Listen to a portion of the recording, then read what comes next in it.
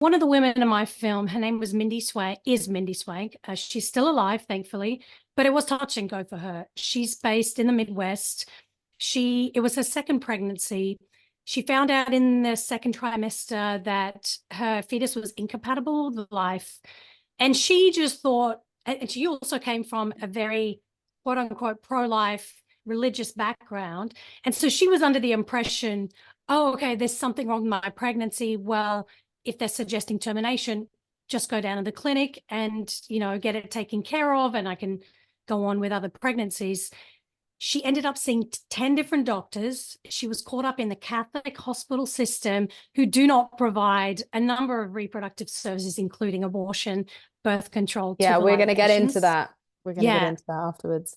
Yeah. And so because of these delays, because of these barriers, because of her constantly having to go see different doctors, every week was passing. And by week 27, she started miscarrying and her water broke. So she goes to the doctor and says, all right, this is it. Can you help me now? I'm clearly bleeding.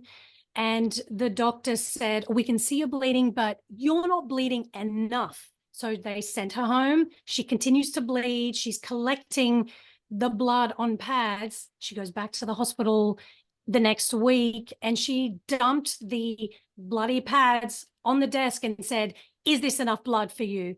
And they legitimately weighed all her pads against an empty pad weight to make sure that she was bleeding enough for them to provide a termination. But at that point, it was too late.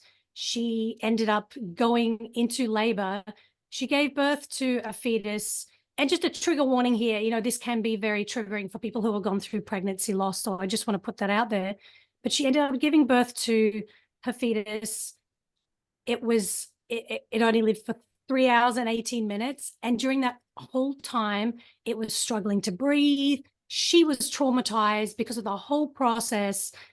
And because of that, she ended up joining an ACLU lawsuit against the Catholic hospital system.